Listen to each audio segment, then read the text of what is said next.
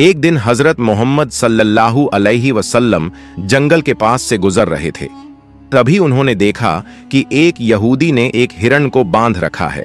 जैसे ही उस हिरण की नजर नबी पाक सल्लल्लाहु अलैहि वसल्लम पर पड़ी, वह रोते हुए बोल पड़ा, या रसूल अल्लाह, या हबीब अल्लाह, आज सुबह मैं अपने बच्चों को छोड़कर खाने की तलाश में निकला था। उसी दौरान यह यहूदी आया और मुझे पकड़कर बांध दिया। सुबह से अब तक मैं यूं ही कायद हूं।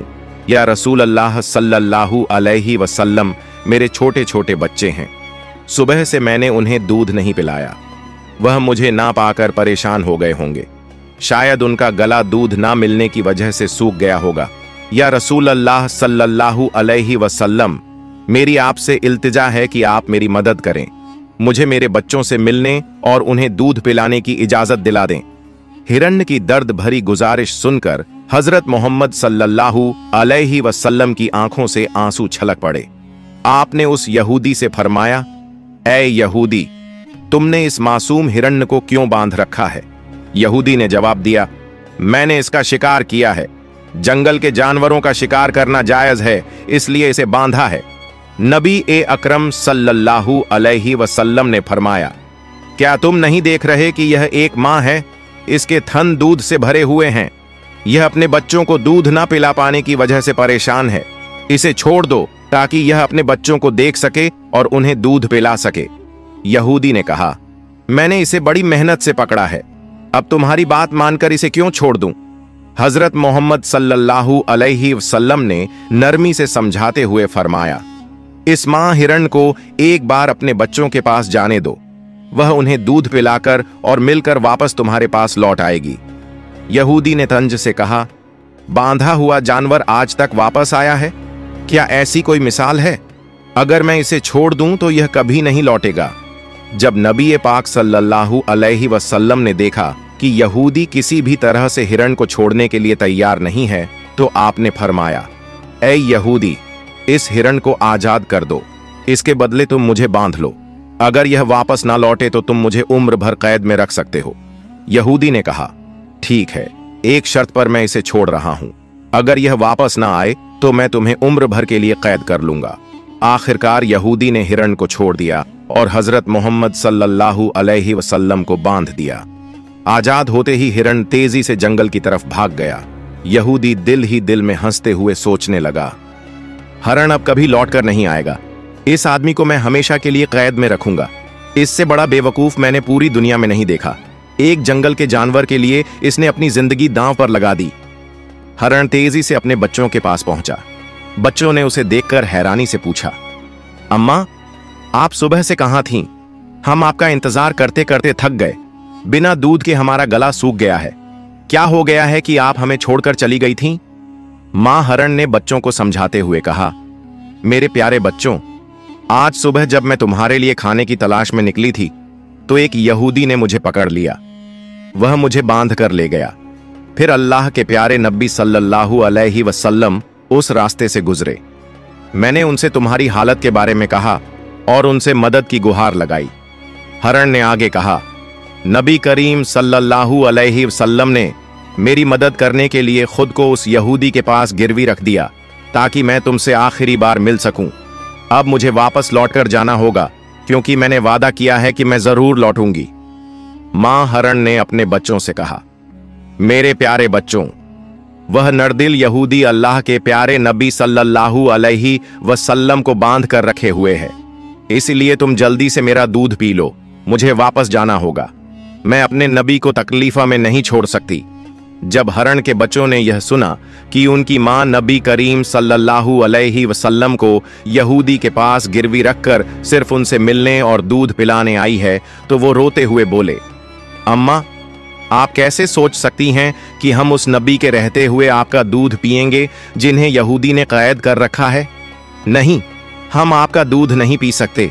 आप चलिए, हम भी आपके साथ चलेंगे। हम अल्लाह के नबी की तकलीफ सहन नहीं कर सकते।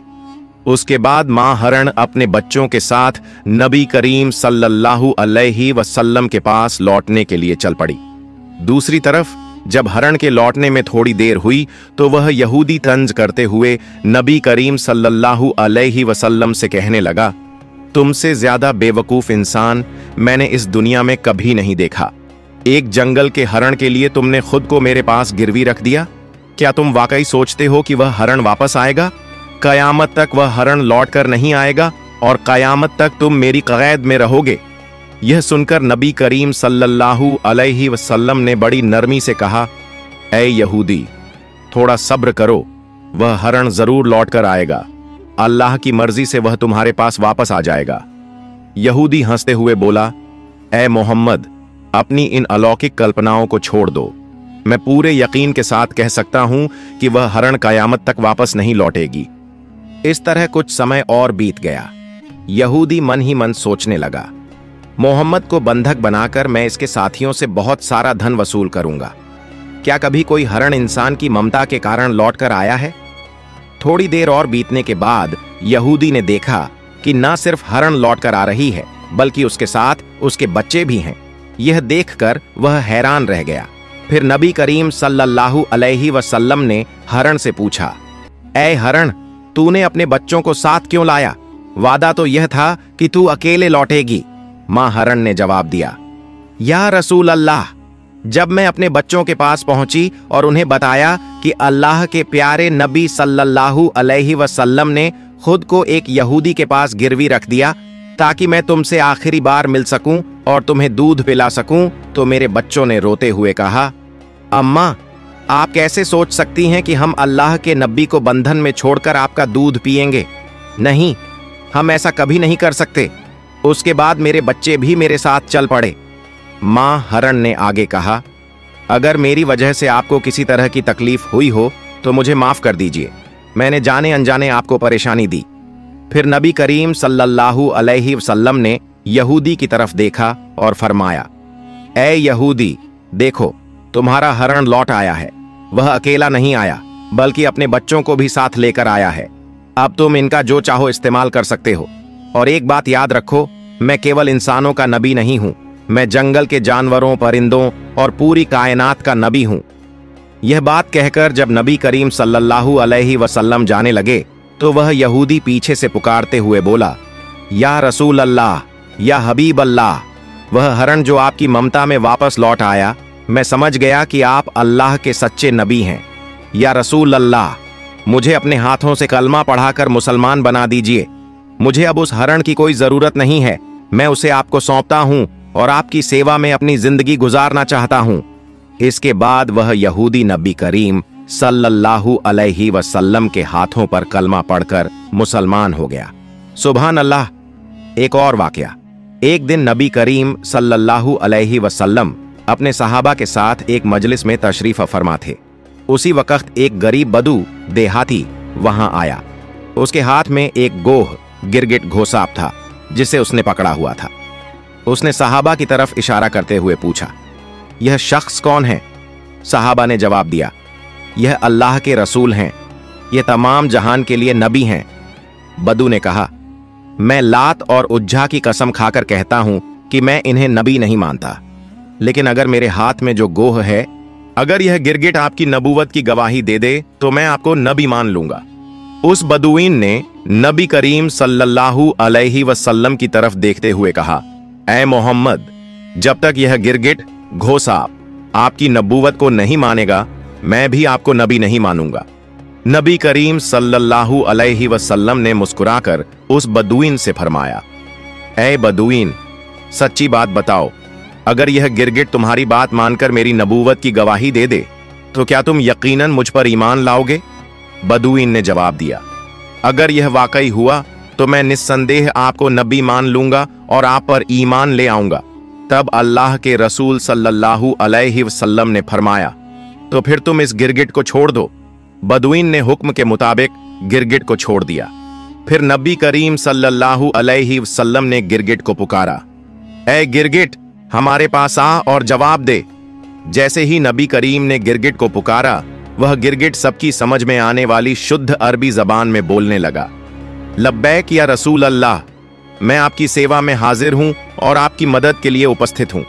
सभी लोग यह सुनकर दंग रह गए और जान गए कि यह अल्लाह का करिश्मा और चमत्कार है। फिर नबी करीम सल्लल्लाहु अलैहि वसल्लम ने उससे पूछा, जिसने जन्नत में रहमत और जहन्नम में अजाब बनाया है, बता वो कौन है? गिरगिट ने जवाब दिया, वो अल्लाह है। फिर नबी करीम सल्लल्लाहु अलैहि वसल्लम ने पूछा, ए गिरगिट, मैं कौन हूं? गिरगिट ने कहा, आप अल्लाह के रसूल हैं। जो भी आपकी नबूवत को स्वीकार करेगा वो सफल होगा, और जो आपको झुठलाएगा वो नाकाम रहेगा। फिर नबी करीम सल्लल्लाहु अलैहि वसल्लम ने उस गरीब बदुईन की तरफ देखा और फरमाया, अब क्या तुम्हारे दिल में मेरी नबूवत के बारे में कोई संदेह बाकी है? बदुईन ने कहा, या रसूल अल्लाह, या हबीब अल्लाह, जिस गिरगिट ने आपकी नबूवत की गवाही दी है, उसके बाद शक करना मेरी औकात में नहीं है। ऐ अल्लाह के रसूल, मुझे मुसलमान बना दीजिए और मुझे आपकी सेवा का मौका दीजिए। उसके बाद वह बेज़बान बदुईन नबी करीम सल्लल्लाहु अलैहि वसल्लम के हाथों में हाथ देकर कलमा पढ़कर मुसलमान हो गया।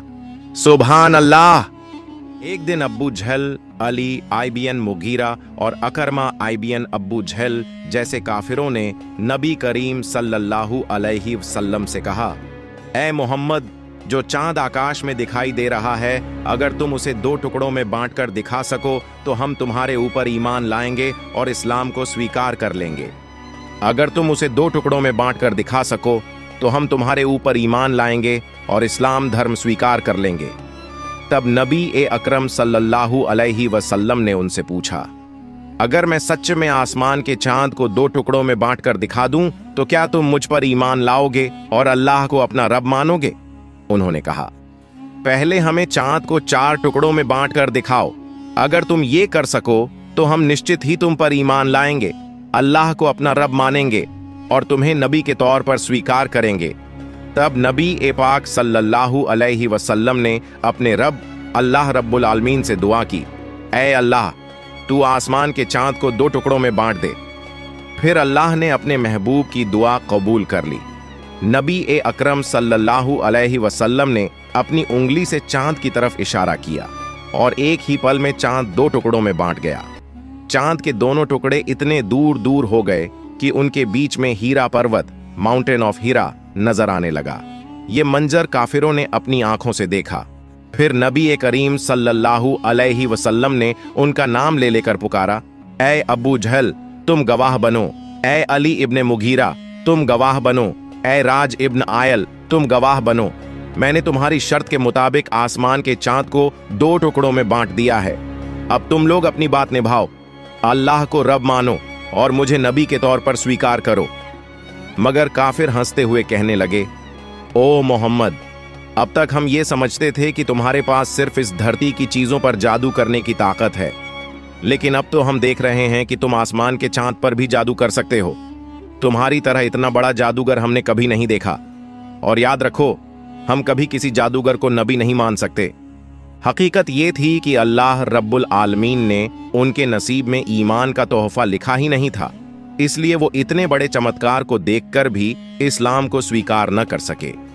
इस खास मौजज़े के बारे में अल्लाह ने सूरत उल कमर में इरशाद फरमाया है, कयामत करीब आ गई है और चांद फट चुका है। एक और वाकया, एक मर्तबा जब नबी ए पाक सल्लल्लाहु अलैहि वसल्लम जंग से लौट रहे थे तो एक दरख्त की छांव में आराम फरमा रहे थे। उनकी तलवार पास में रखी थी। उसी वक्त उनका एक दुश्मन वहां आ गया। उसने तलवार उठा ली, म्यान कवर हटाया और सीधा नबी पर तान दी। फिर वो शख्स कहने लगा, ए मोहम्मद, अब बताओ तुम्हें मेरे हाथ से कौन बचाएगा? नबी ए अकरम सल्लल्लाहु अलैहि वसल्लम ने बड़े इत्मीनान और हिम्मत से जवाब दिया, मुझे अल्लाह बचाएगा। जैसे ही उसने ये सुना, उसका जिस्म कांपने लगा, हाथ पांव थरथराने लगे और डर के मारे तलवार उसके हाथ से गिर गई। फिर नबी ए पाक सल्लल्लाहु अलैहि वसल्लम ने तलवार उठाई और फरमाया, अब बताओ तुम्हें मेरे हाथ से कौन बचाएगा?